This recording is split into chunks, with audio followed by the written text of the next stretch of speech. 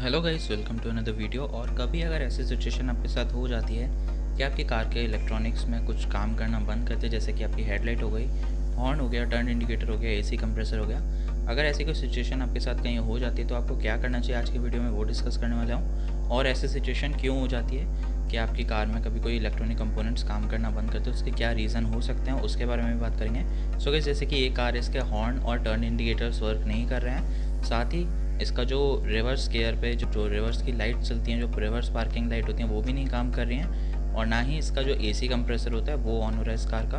तो अभी क्या प्रॉब्लम हो सकती है जिसकी वजह से ये सब हो रहा है, और कैसे आप उसे सॉर्ट आउट कर सकते हैं। अगर आपके साथ कभी आपकी कार के साथ कहीं पर आप गए हुए हैं और ऐसी कोई प्रॉब्लम क्रिएट हो जाए तो आप कैसे इसे खुद से सॉर्ट आउट कर सकते हैं। सो आज के वीडियो में बस यही सब बातें होने वाली है और यही सब डिस्कस होने वाला है, तो कैसे आप इस सिचुएशन से बाहर आ सकते हैं। सो कार स्टार्ट हो रही है कार में, बट ना एसी कंप्रेसर वर्क कर रहा है इसका, और ना ही टर्न इंडिकेटर, हज़ार्ड लैम्प, या फिर आप बोल सकते हैं हॉर्न, और ना ही रिवर्स पार्किंग लाइट इसकी वर्क कर रही है। तो चलिए अभी देखते हैं कार में क्या प्रॉब्लम है। सबसे पहले हमें इसकी चाबी निकाल लेनी है इस कार के अंदर, क्योंकि हमें इलेक्ट्रॉनिक्स को बंद कर देना है, पूरी तरीके से पावर कट कर देना है। अभी हम जाएंगे कार के सीधा फ्यूज़ बॉक्स पे। तो कार के अंदर दो फ्यूज़ बॉक्स होते हैं, एक आपका होता है हुड के नीचे और एक आपका होता है इंटीरियर कैबिन में, ड्राइवर साइड। सो सबसे पहले हम जाएंगे जो आपका बाहर जो होता है, जिसमें फ्यूज़ेस लगे होते हैं, बाहर वाला फ्यूज़ बॉक्स, उसको चेक करेंगे कि वहाँ पर से कोई फ्यूज़ शॉर्ट तो नहीं हुआ है, क्योंकि एसी कंप्रेसर और बड़ी चीज़ों के जो भी इंजन कंपोनेंट्स के फ्यूज़ रहते हैं वो आपको ज़्यादातर देखने के लिए मिलते हैं, वो बाहर वाले फ्यूज़ बॉक्स में देखने के लिए मिलते हैं। और यहाँ पर सारे फ्यूज़ लिखा हुआ है कि कौन सा फ्यूज़ किसके लिए है। तो यहाँ पर आप देख सकते हैं इग्निशन के लिए लिखा हुआ है, कंप्रेसर के लिए लिखा हुआ है, और फ्रंट फॉग लैम्प। इस तरीके से जितने भी आपके बाहर के कंपोनेंट्स हैं उन सब के लिए, जो भी इंजन कंपोनेंट्स हैं उन सब के लिए यहाँ पर आपको दिए गए हैं फ्यूज़ के लिए कि कौन सा फ्यूज़ कहाँ लगा है। और ये क्लिप रहती है, इस क्लिप की हेल्प से आप फ्यूज़ को निकाल सकते हैं और वापस से फ्यूज़ को लगा सकते हैं। सो अभी कार के जो इंटीरियर कैबिन में आपके जो फ्यूज़ बॉक्स रहता है, मुझे उसको भी ओपन कर लेना है और उसको भी चेक कर लेना है कि कहाँ वहाँ से कौन कौन से फ्यूज़ जो हैं इसके ब्लो आउट हो रखे हैं। सो ये एक रीज़न हो सकता है जिसकी वजह से आपकी कार के इलेक्ट्रॉनिक्स काम करना बंद कर देते हैं। सो ड्राइवर साइड, जैसे आप नीचे की साइड देखेंगे तो यहाँ पर जो ये कंपार्टमेंट है, इसी के नीचे आपका फ्यूज़ बॉक्स दिया गया है जो इंटीरियर कैबिन में है। और आप कैसे इसकी लोकेशन पता कर सकते हैं, तो आप ओनर मैनुअल्स की हेल्प ले सकते हैं, उसके अंदर सब डिटेल लिखा रहता है कि कहाँ पर कौन सा फ्यूज़ बॉक्स है। तो यहाँ पर आप देख सकते हैं इसका फ्यूज़ बॉक्स। तो अभी मैं इसका कैप खोल लेता हूँ। सो इसके कैप में भी सब चीज़ें लिखी हुई है कि कहाँ पर कौन सा फ्यूज़ लगा हुआ है और किस किस चीज़ के लिए कौन सा फ्यूज़ वर्क करता है। सो अभी हमें क्या करना है, इस पैनल को निकाल लेना है। तो इस पैनल को थोड़ा हल्के हाथ से खींचना है, और यहाँ पर दो स्क्रू रहते हैं उनको मैंने पहले ही खोल लिया है। तो इन स्क्रू को खोल लेने के बाद आपको इस पैनल को हल्का सा खींचना रहता है, और कुछ इस तरीके से पैनल बहुत इजीली बाहर आ जाता है। अभी इस पैनल को हटाकर रख देना है और हमें यहाँ से फ्यूज़ेस को चेक करना है कि जो भी फ्यूज़ेस हैं उनमें से कौन कौन से फ्यूज़ेस ख़राब हैं। तो हमारा जो हज़ार्ड लैम्प का, जैसे हम देखा कि इंडिकेटर्स नहीं वर्क कर रहे हैं, तो इसमें हज़ार्ड लैम्प का जो आपको दिया हुआ है, जहाँ पर आपको हज़ार्ड लैम्प का फ्यूज़ का लोकेशन दिया गया, आप मेरे को उस लोकेशन को ट्रेस करना है और उस फ्यूज़ को चेक करना है कि कहीं वो ब्लो आउट तो नहीं हो रखा है। तो मैं उस क्लिप की हेल्प लूँगा, जो क्लिप आपको फ्रंट जो आपका बाहर वाला फ्यूज़ बॉक्स रहता है उसके अंदर मिलती है। तो ये क्लिप आपको अंदर वाले जो फ्यूज़ बॉक्स रहता है उसमें भी मिल जाती है, और स्पेयर फ्यूज़ेस भी आपको इसी कैप के अंदर मिल जाते हैं। जो इनकी कैप रहती है उसी के अंदर आपको स्पेयर फ्यूज़ेस देखने के लिए मिल जाते हैं। तो सबसे पहले मैं हॉर्न का और टर्न इंडिकेटर्स का ये वाला फ्यूज़ चेक करूँगा, क्योंकि ये जो है हज़ार्ड लैम्प का फ्यूज़ है, और इसको अभी हम चेक करते हैं कि ये शॉर्ट है या नहीं। तो अभी इसको हमें चेक करने के लिए जो है धूप में देखना रहेगा, थोड़ा जहाँ पर उजाला ज़्यादा हो, जहाँ पर अच्छे से दिख जाए कि अंदर से जो वायर है वो प्रॉपर्ली जुड़ा हुआ है या वो टूट गया है। तो गाइस आप देख सकते हैं इसके अंदर जो फ्यूज़ है वो पूरा उड़ा हुआ है, वो टूटा हुआ है, उसमें बीच में से शॉर्ट हो गया है। और ये शॉर्ट होने के दो रीज़न हो सकते हैं। एक तो आपका जो है जो इलेक्ट्रॉनिक कंपोनेंट है, जैसे कि आप बोल सकते हैं जैसे हॉर्न है वो शॉर्ट कर गया हो, या दूसरा रीज़न ये हो सकता है कि उसकी जो वायरिंग है वो शॉर्ट कर गई हो।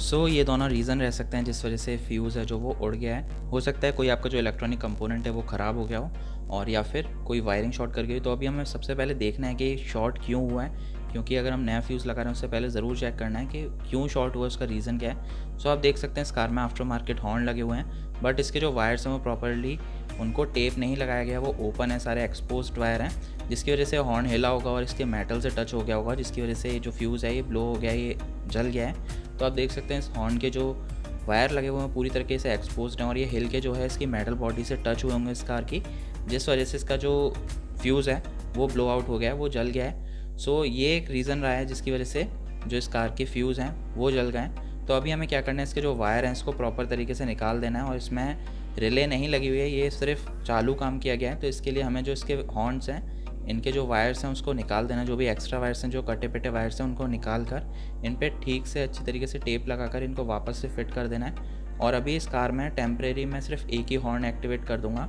जिसके वायर टच हो रहे हैं बॉडी पे वो वाला मैं हॉर्न हटा ही दूंगा अभी, और सिर्फ एक ही के कनेक्शन कर रहा हूँ, क्योंकि जब भी काम पे जाएगी गाड़ी, सर्विस पे जाएगी, तो ये प्रॉपर्ली हो जाएगा काम। अभी जस्ट मुझे टेम्परेरी इसमें ये चीज़ सेट करनी है ताकि इसके जो फ्यूजेस वगैरह हैं वो उड़ना बंद हो जाए और कार प्रॉपर्ली जो है चलती रहे, उसके इलेक्ट्रॉनिक्स प्रॉपर्ली वर्क करते रहें। तो आप देख सकते हैं इन वायर्स को कैसे जोड़ा गया है इनको बीच में से।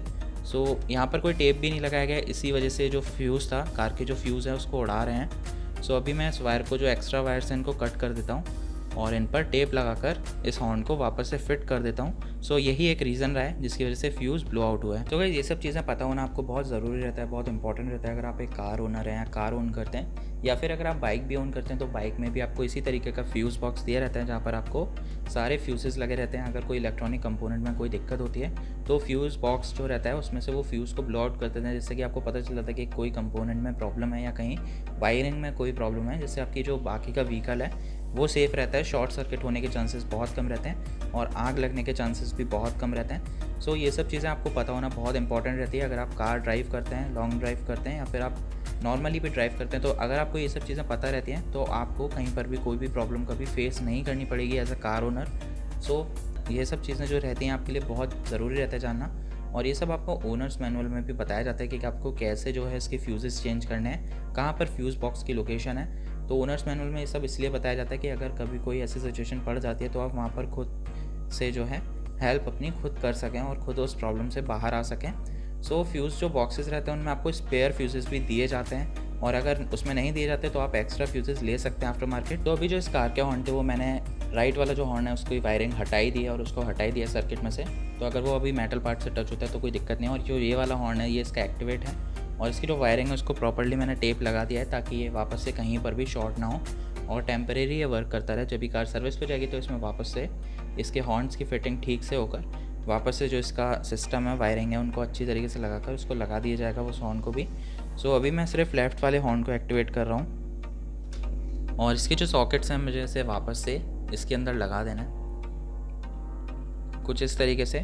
सो गाइस हॉर्न की फिटिंग तो हो गई है। अभी जो हमारा फ्यूज़ जो ब्लो आउट हो रखा था, हमें इस फ्यूज़ को भी चेंज कर देना है। तो आप लोग देख सकते हैं बीच में इसमें गैप आ गया है। दूसरा तरीका एक रहता है कि आप मल्टीमीटर की हेल्प से इस फ्यूज़ को चेक कर सकते हैं। अगर ये कंटिन्यूटी दिखा रहा है तो फ्यूज़ ठीक है, अगर नहीं दिखा रहा है तो फ्यूज़ ख़राब है। सो अभी यहाँ पर जो है क्लियरली विजिबल है कि ये फ्यूज़ ख़राब है। सो आफ्टर मार्केट जो इसका फ्यूज़ था वो मैं ले आया हूँ नया।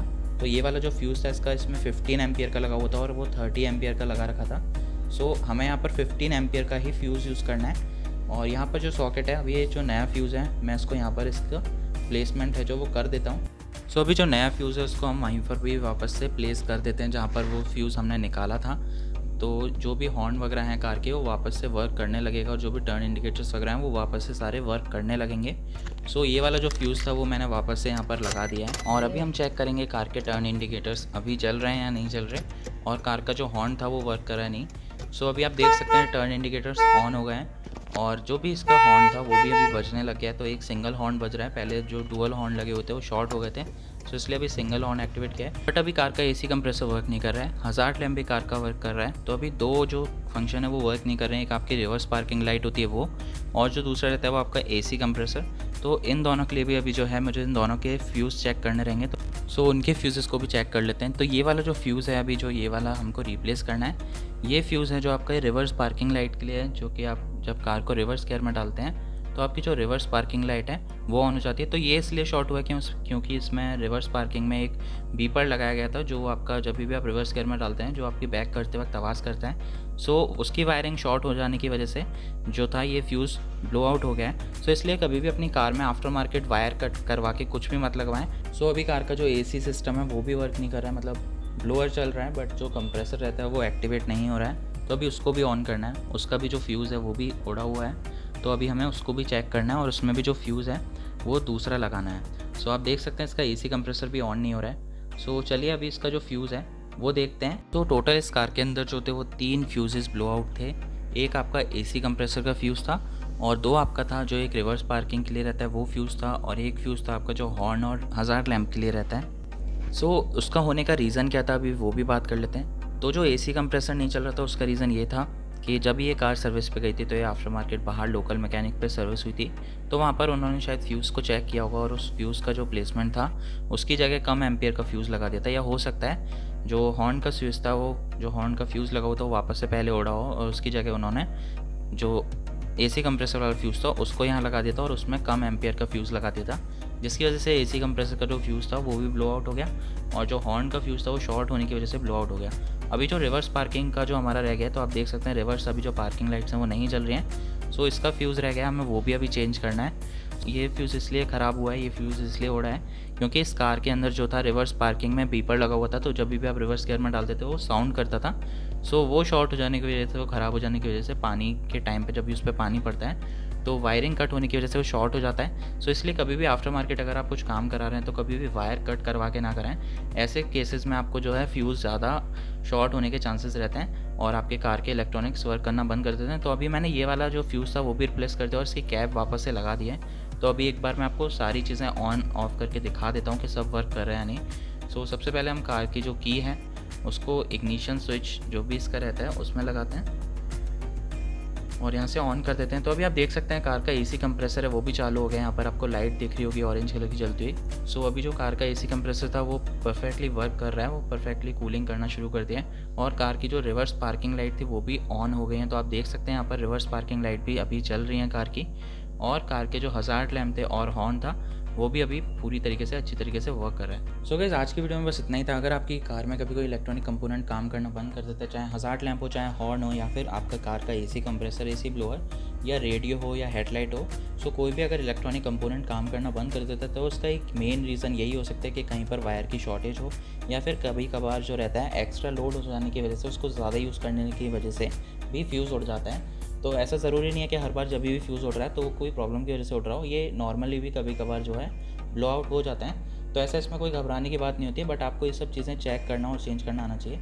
सो कुछ इस तरीके से आप अपनी कार को वापस से जो है उसके इलेक्ट्रॉनिक कंपोनेंट्स को एक्टिवेट कर सकते हैं। सो गाइस आज की वीडियो में बस इतना ही था। अगर आपको वीडियो अच्छा लगा तो लाइक कर दीजिएगा। मैं मिलता हूँ आपसे नेक्स्ट वीडियो में, जब तक के लिए bye bye and take care.